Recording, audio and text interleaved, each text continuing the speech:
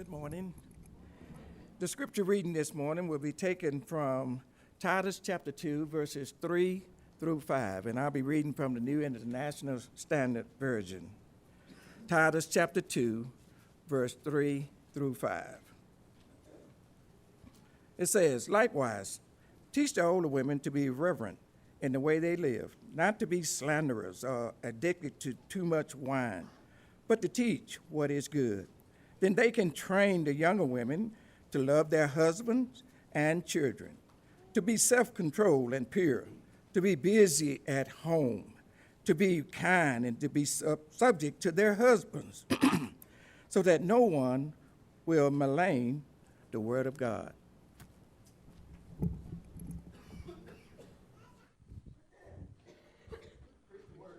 Thank you. Good morning. All right. Glad you guys are here. When you have an assignment like this, sometimes as I was preparing, I was also reflecting, what is it? How did I get here? How did I get to this place, and I'm standing in this role to talk to you about what I do, and how did you get here to listen to a guy like me? And so I wanted to maybe just do some reflecting on the events in my life that brought me to this point right now. I don't know if you've thought about that much in your life. What is it that brought you to where you are? And, there's a lot going on there. But this is my story. It goes back to the black and white, all right? Well, I was born when it was still, back in the days before we had color too much. This is me. This is my brother, Chris, who is the director of the AIM program, all right? And that's my brother, John. This is my grandfather and my great-grandfather, Martin, and that's my middle name, Jeffrey Martin Smith.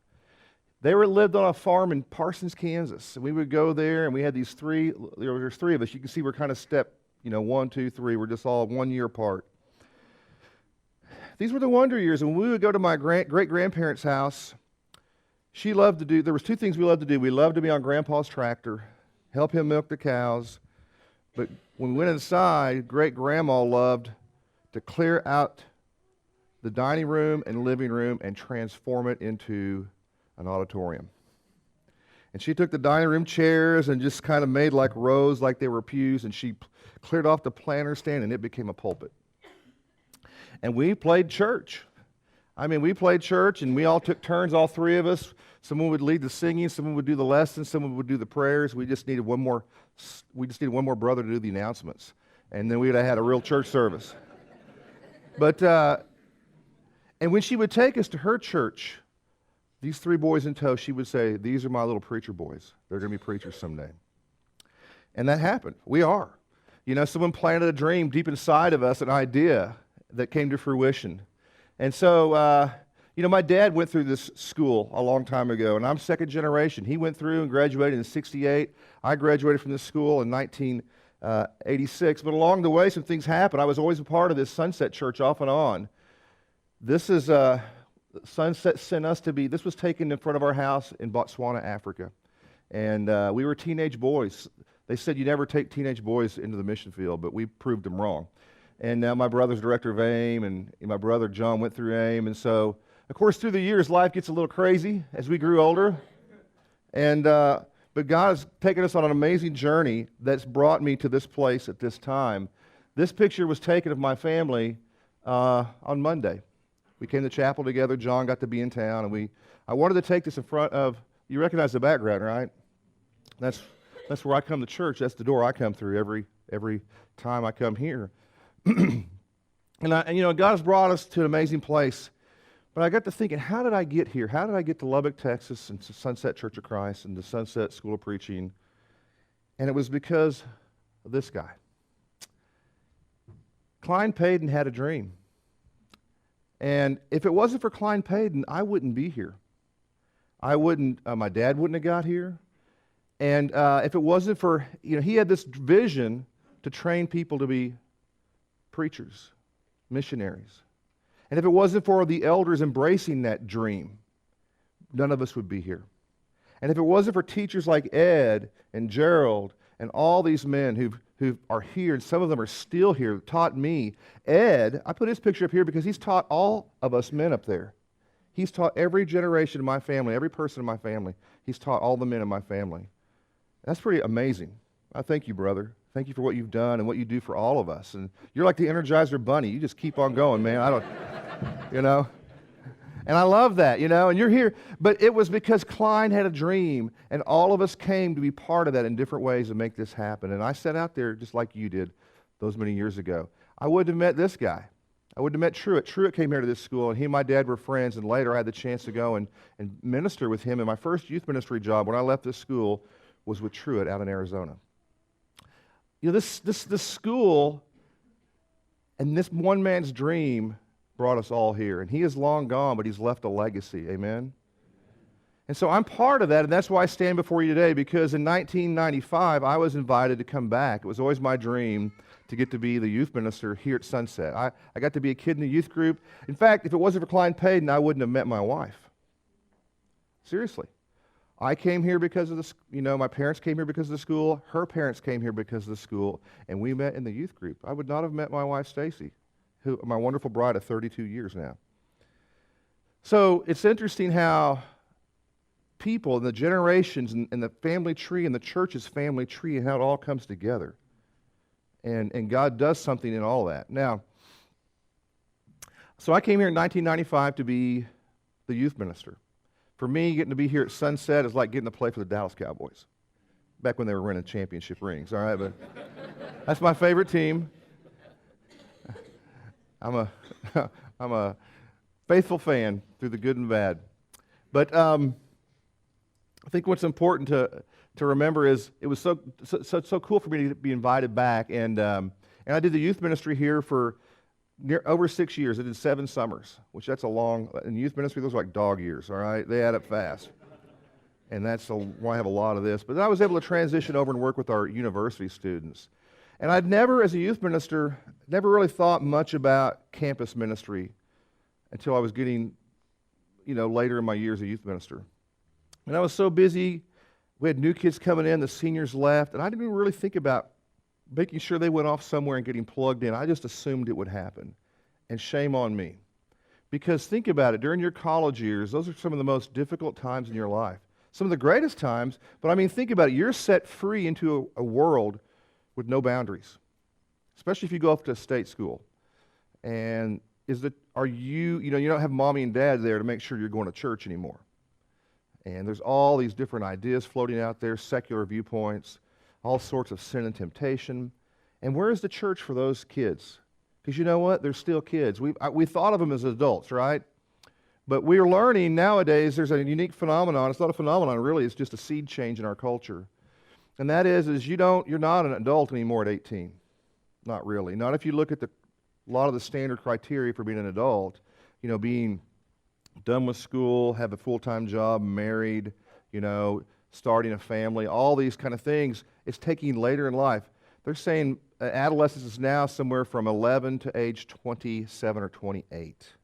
By the time you finally get through school and get established, you're no longer, there's a new term also called boomerang kids, all right? A lot of kids wind up coming back home because they can't afford to live yet, so they have to come back to mom and dad's house.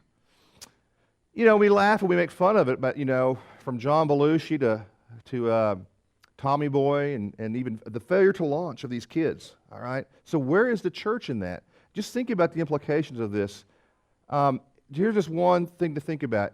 The median age of a first marriage from 1960 to 2011 went from, for women, the age of 20 to age 26 and a half, and for men, waited till they were 22 back in the 60s, and now they wait till they're almost 29. Now, what's the implication of that right there? They're waiting longer to get married. What do you think those students, those young adults, are struggling with? Their purity, their sexuality, okay? And the church has to be there and have answers and to help them through those kinds of struggles. And on they go. That's just one idea of this idea of extended adolescence and the implication it has on our churches. And so I think it's so important to have some sort of young adult ministry, some sort of campus ministry. I know a lot of you guys will not get that chance. You'll be in a small church, but you've got to think about those students that are that age in your congregation. And you've got to understand what's going on in their world.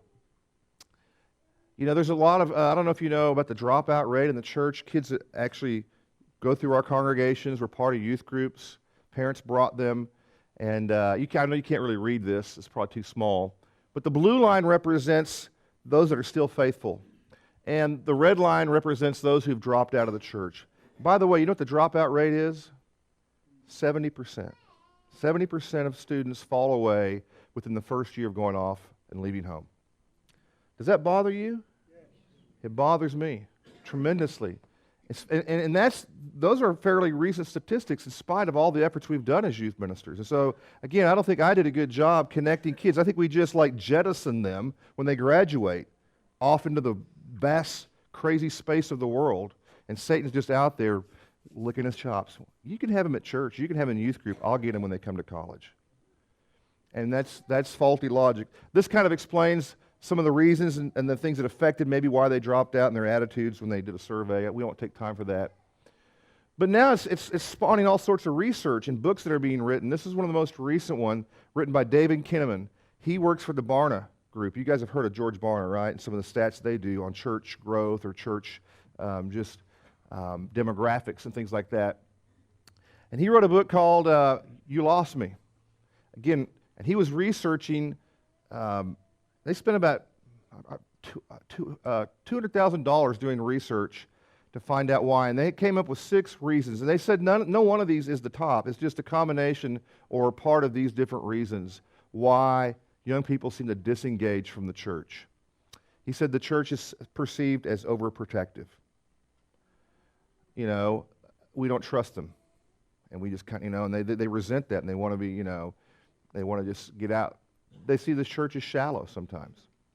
Antagonistic to science. We need to have really good answers with our students. They've got brains, and we need to use them, have good arguments biblically, and deal with the science questions.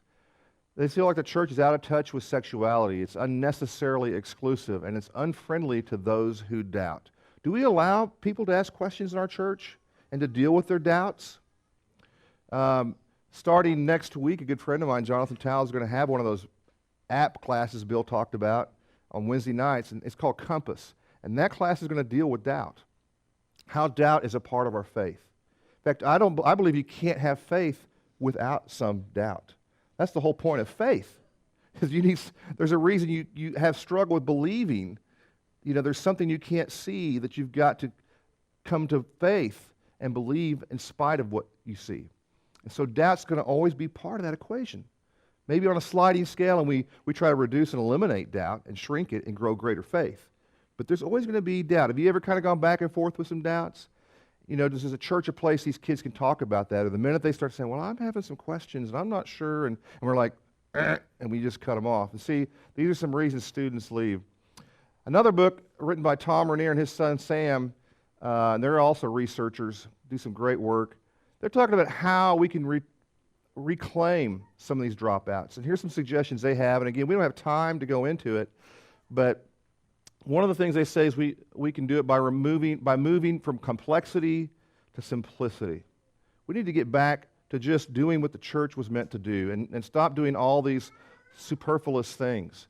By moving from shallowness to depth. Students want depth. They don't want just wiener roasts and hay rides. They want to be challenged, and we'll talk about that in a moment. By moving from low expectations to high expectations, that's part of that.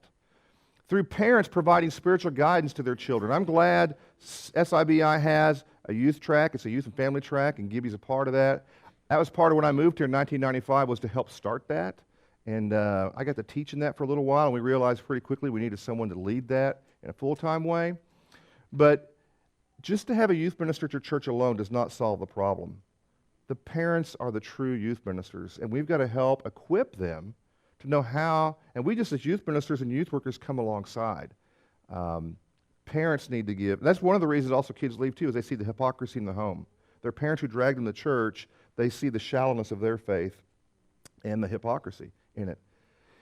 And also by moving from inward decline to outward multiplication. Again, sometimes so many of the things that we do are focused inward, and we're just keeping us entertained and busy, and we're not actually multiplying the church like they did in Acts chapter 2, and daily adding to their number and doing those things that multiply and grow. I think when kids are part of something that's growing and exciting and dynamic, they want to be part of that, all right? But if it's just stagnant and just kind of taking care of it's just turned inward, they don't want that.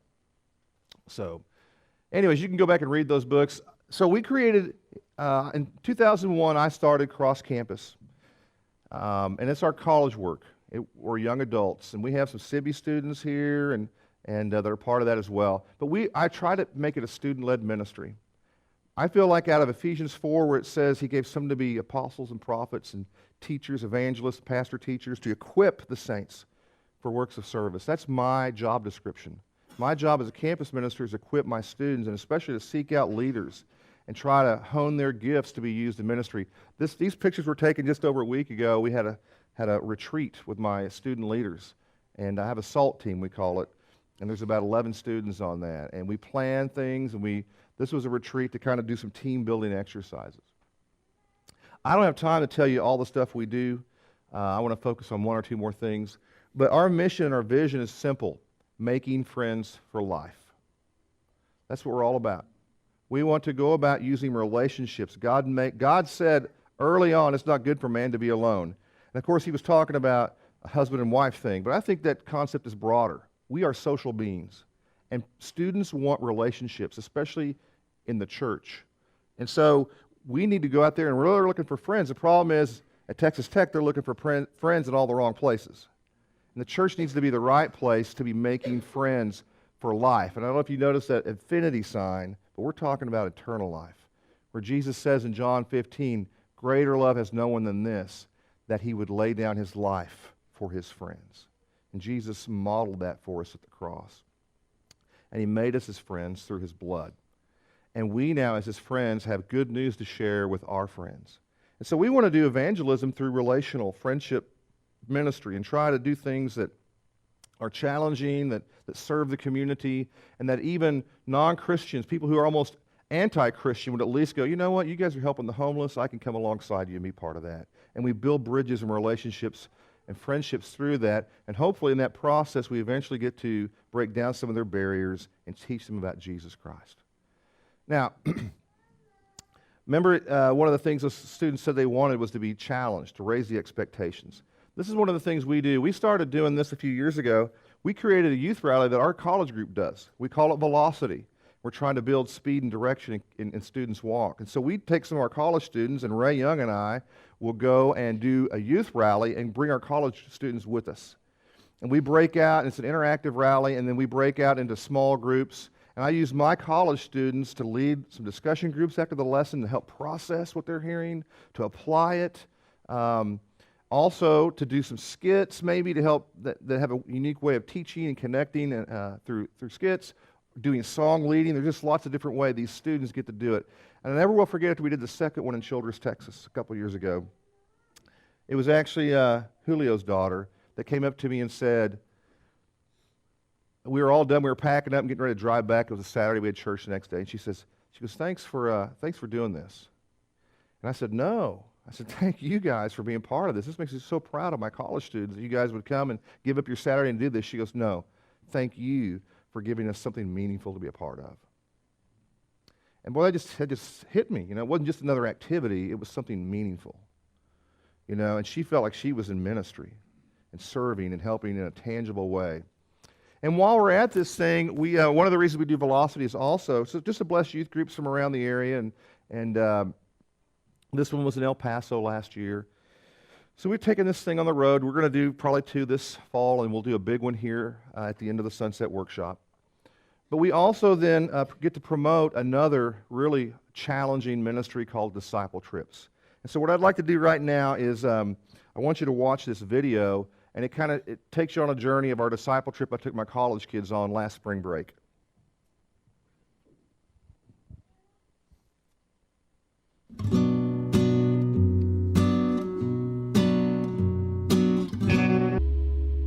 I'm Reagan Young, and I'm here to help people. When I first heard about disciple trips, they said that you build a house. So I was expecting, okay, you build a house. This is my third house. And I love it. I love the people. With the little Spanish I know, I've been talking to Jesus, and he's so appreciative, and he wants to talk to us, and he wants to help, and he's just so happy, and he was telling us about his family's gonna move in soon, and then he was telling us about what he does and his crops, and it was just amazing. I love the people. My faith is definitely just sent it skyrocketing, because before I came, I hadn't really been anywhere, and so I knew like problems in America, like stuff like that, and then everyone's so sad, and if one thing goes wrong, it ruins your whole day. These people, tons of things go wrong, and some live in a dump because they have nowhere else to go, and yet they're always happy and they're always smiling, and they want to joke around and have fun and play soccer, and I love the people and like how uplifted they are. And as soon as you like even mention Jesus or anything, they're just like, oh yes, let's talk about it. Hey, I'm Reagan Young, I'm 17, and you need to come to Disciple Trips. Just saying. That's Ray Young's daughter, Reagan. She's 17. You know, it's so neat to be part of a vision like this. And they're going to go back to another slide. I got just a few more slides, but I want you to see the first disciple trip. It's in the book of Acts, chapter 16, where Paul was starting his next missionary journey, and he comes to Lystra and Iconium, and they meet this. The Derbe and Lystra, and then they meet Timothy, this disciple. He was a young disciple. They spoke well of him. And for some reason, Paul looked at this kid, and I don't know why, but he said, I want to take you on the journey. Gerald, that would be like you coming to my grandson and saying, I want you to go with me to Italy. You know, why would you do that? Why would you mess with a kid, a teenager, probably, or a young adult? But he took him, and aren't we glad he did? Now we have the books of 1st and 2nd Timothy, and he mentored and discipled this young disciple and along the way. Now, and this, of course, some of the cool places that Timothy got to travel. But I want you to notice by Paul taking that young man under his wings, it helped Timothy's faith trajectory. And look at it this way. As you look at the scriptures, when we meet Timothy, he's described as a young disciple in Acts chapter 16, verse 1. But later, we find out that he is referred to as Paul's helper. He's kind of moving up, and he's kind of Paul's helper in Acts chapter 19. And then when Paul describes him in Romans 16 as he ends that letter, he says he is a fellow worker. So you just see this progress in this man's faith and how Paul is seeing this young man grow. And then you see him as a gospel preacher in Acts 2 Timothy chapter 4, verse 2. He's a gospel preacher because an older brother invested in a younger. Titus 2, the older should be teaching the younger, not just the women, but the men. And it's not just in Sunday school, it's like through life and taking them on journeys with us, having them over to do hobbies with us. Wherever it is, we need to engage young people in the classroom of life and just let them see how we live and take them on some of these journeys. And so, Klein had a dream. I came here. I got to be part of a missionary family, lived overseas, and my brother's the director of AIM. And through all these things, God gave me a dream. So over 20 years ago, I had that idea for disciple trips. And it's just been the last 2 or 3 years I've finally been able to make the dream start to happen. And who knows, I hope by the time I'm dead and gone, disciple trips continues long without me. I'd love to make it possible for any young person in our brotherhood to have the chance to go on a mission trip. Right now, the only kids that get to do that are kids from big youth groups who have connections, Back to Julio, he sent me a guy he brought a guy to our youth rally, the Velocity, named Benjamin Thompson. And I've already taken Ben twice now. He was in some of those, he's in several of the things that we do. And he actually stayed longer this summer. He wanted to stay even more. He's from a church of 50, right? Give or take. He would have never got to do that if we hadn't have said, you can come with our group and we'll plan this. And I'm working on him. I think he's going to come to AIM next year. All right? And so I think disciple trips could be the pipeline into AIM, and I want to see AIM multiply. Okay? I have a dream too, and maybe you do too. And so somehow God brings us together, and somehow our lives, our stories collide and intersect. And who knows what can happen. But as we think about helping the next generation, there in Psalm, I want to end with this scripture. As we think about working with our young people, and tomorrow our 2 youth ministers will be here and give you, probably talk more in detail about what youth ministers do. But I want to just read this psalm to you and end on this note. O my people, hear my teaching.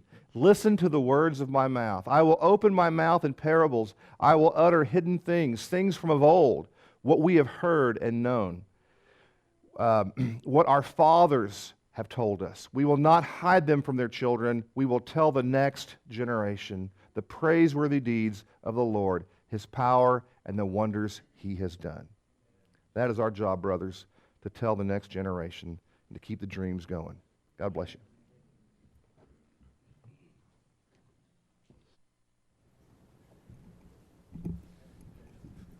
Thank you, Jeff, and we really do appreciate what you do here, and our students. You have a great opportunity to be involved, and